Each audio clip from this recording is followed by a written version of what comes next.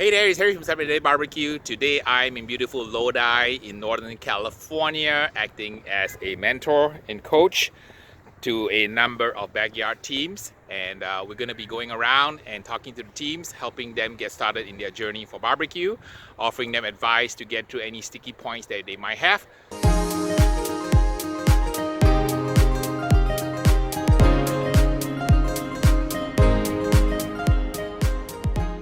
The pork butt has 13 different muscles. The muscle you know is called pectoralis profundi, which is the money muscle. That's important. But there are other muscles also that are, let me get out of here. They're extremely good eating.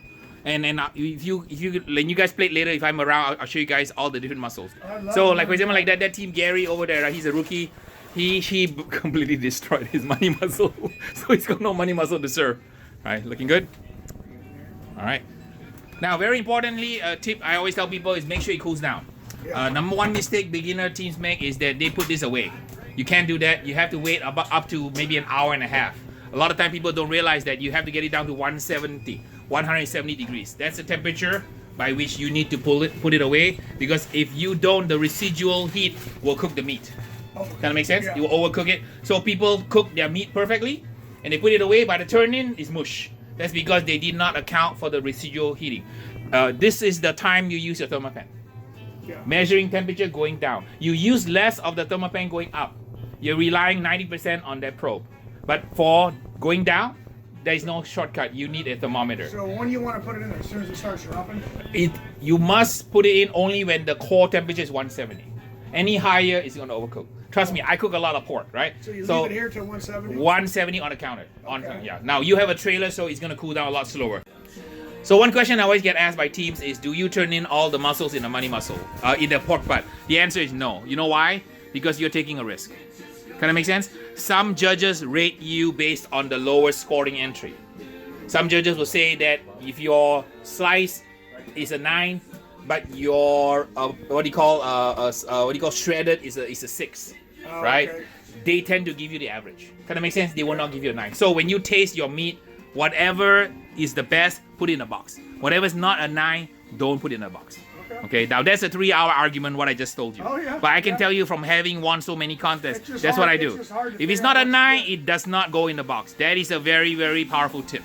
Okay? Alright? So if you guys heard that, if it's not a 9, don't put it in a box, right? Because the judges sometimes will score you down. Right. That's actually wrong, I believe, but who am I?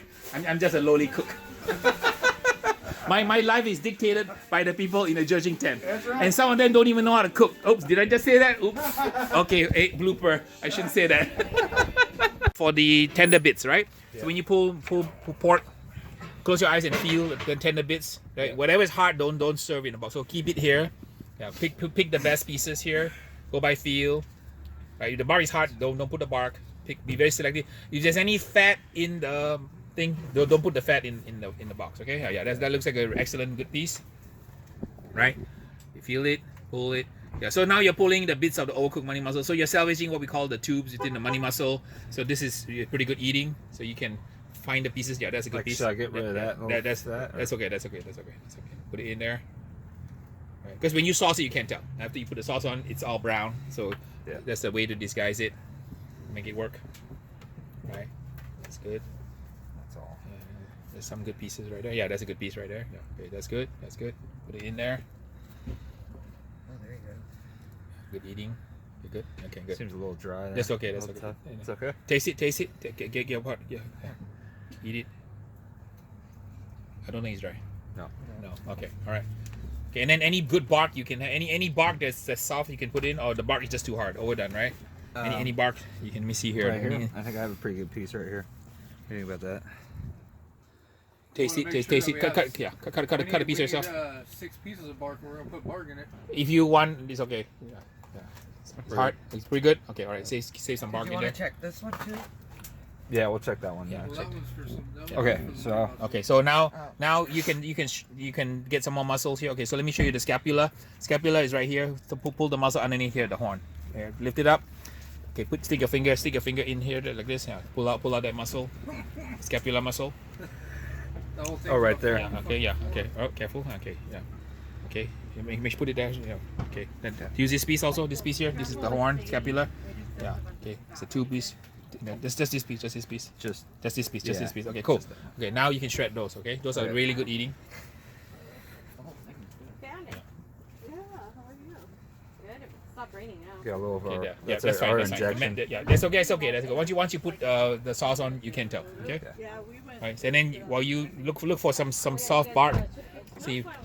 Yeah, did you see Yeah, the bark is good. So some of this is pretty soft. I would dip this in liquid to soften it. You can use some of this bark here. This is good bark right here. So like You make your own jus using apple juice and a little drippings here because right now your meat is drying out really fast, right? So when you plate your meat, you gotta be mindful. Yeah, just take the finger and dip it. Yeah, just pour it. You want to wet the meat. The pork butt tends to be kind of dry if you let it sit because all the moisture is evaporating. You're about 30 minutes from turning. So get some of the jus, wet the pork butt a little bit more. Probably put half of that in there. Yeah, gently pour it over. Then wet the jus. Wet the meat. Yeah, like that. Yeah. Okay, cool. Okay, and then take the apple juice, spray it more. Keep it moist because right now we're 30 minutes from turning. More. Yeah. there you go. Okay, more. Okay, that's good. Okay, now your pork butt is moist, right? Yeah. All right. And then you want to cover it and keep it warm. We might need. My name is Dean Kinsey, and this is Kicking Ash and Making Flames as our team. Okay. And this is my wife, Nicole. Hey, Nicole, nice to meet you. Nice to meet you. Okay, so you have a question. I do. Harry, Pork is a little bit different. Pork, you can get away with commodity pork if you know how to cook it. And then ribs, I buy IBPs.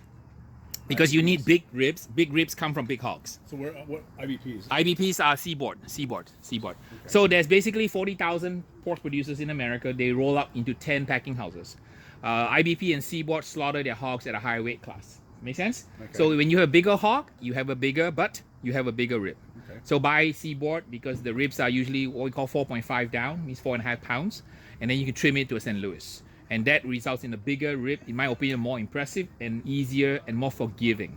Okay. This is because I don't know how to cook small ribs. It's not a fault of the animal, it's a fault of me. I don't know how to cook small ribs. So I cook big ribs because I find that it's easier to get it tender. That makes Okay? sense. And then for chicken, there's a lot of debate whether you go organic chicken, you go air-dried chicken, or regular commodity chicken. Currently, I'm competing using Foster Farms. A lot of teams like the Smart Chicken. Smart Chicken is the air-dried chicken that comes from the Midwest. Not so easy to find, but apparently I've been told in NorCal you can find it. Now, you live here? Yeah, I live in Sacramento. Right? Okay, so you have to find your local sources. In SoCal, we can't find it. So I don't even bother. I cook with Foster Farms, right? But the jacquard, the transglutamase, and the scrape are techniques you can use. Right. Okay, so your chicken is here. You didn't foil it this time, right? This is just warming it back up. Oh, warming it, It wasn't- okay. I ran out of room in the. Okay, so in the you'll find camera. that after you do this, right, your chicken will be bite through tender. So my recommendation is most winning teams are wrapping the chicken No. because you cannot get around the connective tissue of the skin. You still have to render the collagen in the skin to gelatin. You need 3 things to do that. You need time, temperature, and moisture. Right? The easiest way to get the moisture part is with a aluminum foil pan. Okay, so try it next time for your next contest and see if you get better scores.